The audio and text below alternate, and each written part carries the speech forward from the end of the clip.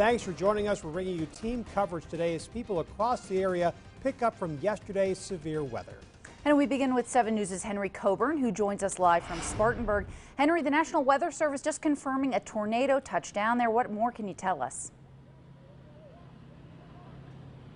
Right, so I was speaking with the National Weather Service survey teams earlier this morning, and they confirmed that it was indeed a tornado. They say it started around just west of I-26, moved across the mall area and then through neighborhoods. In its path, it downed trees and damaged lots of buildings. We spoke to National Weather Service surveyors about what they're seeing. Most of the damage we've seen is a lot of tree damage. There are also signs that are blown over, and when I say signs, those are like elevated signs that are on metal posts that are kind of bent over.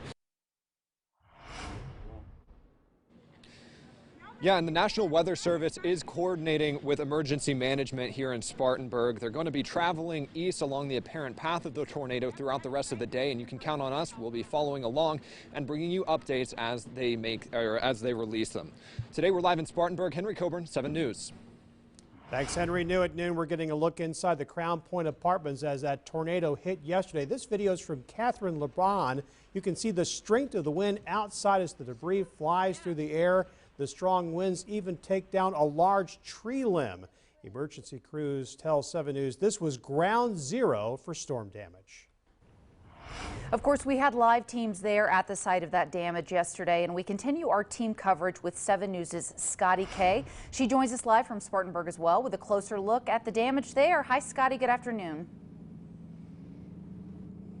Hey, that's right. I'm actually here inside Living Waters Christian Ministries, and if you'll take a look, you can see the damage that was done here. This was arguably the hardest hit area of Spartanburg. I know you guys were talking about Crown Point Apartments, but this church lost its roof.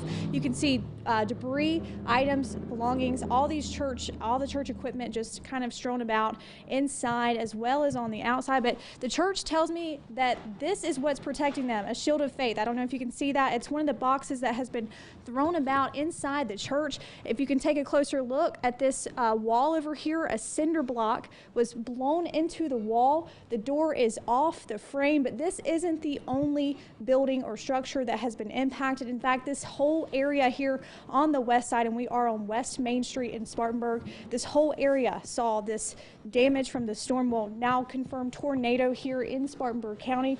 I'm going to take a walk out here so you can kind of see what we're seeing. Lots of people have been stopping by, seeing the damage for the first time, snapping pictures, sending video to friends and family, just in total shock, total awe at the destruction that was left in this storm's path. We've got signs that are torn, we've got RVs that are flipped over. Debris just absolutely everywhere.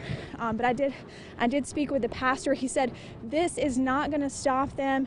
They are going to worship no matter what, whether it's in the parking lot here, whether it's at another place. They've gotten a lot of support, a lot of folks offering to donate to help clean up. But for now, this is just a look at some of the damage, and I'm in Spartanburg. Scotty K, 7 News.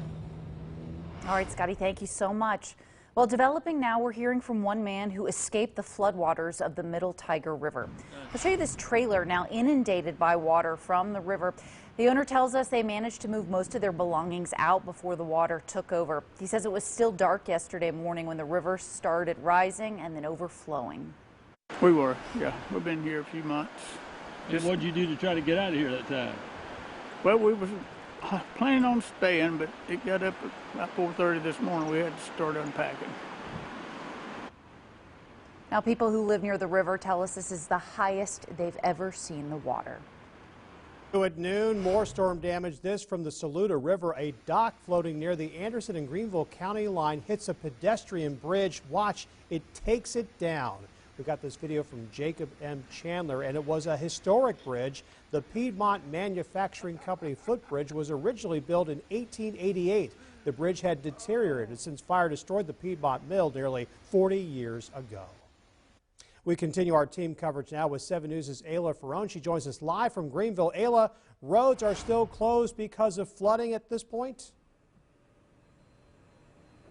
Yeah, many roads here in Greenville County and across the upstate remain closed. A total of 37 roads, 25 of them which are here in Greenville County. Now we're here at Highway Patrol headquarters, and Trooper Joe Hovis joins us live now. Talk a little bit about what you guys are all dealing with out there with so many roads closed right now. Well, right now the ground is very, very saturated, a lot of water running across roads. It's also causing a problem for trees, being uprooted because of the high winds that we have today. So there's some possibility of being in some precarious situations today if you're out on the highway.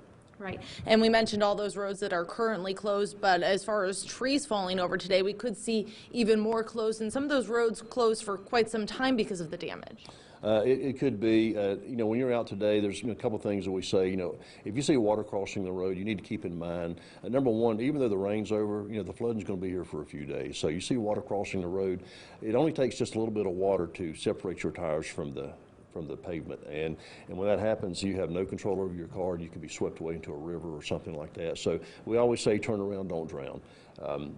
Go to an alternate route, but don't take a chance driving across those roads where the water's swiftly moving across. And then also, as you're traveling with the high winds and the soft ground, there's always a potential for trees falling over, and you can be hit by a tree, or you can run into a tree that's already crossed over the highway. So be cognizant of those facts. Make sure you got your seatbelt on, and especially today, don't be texting and driving.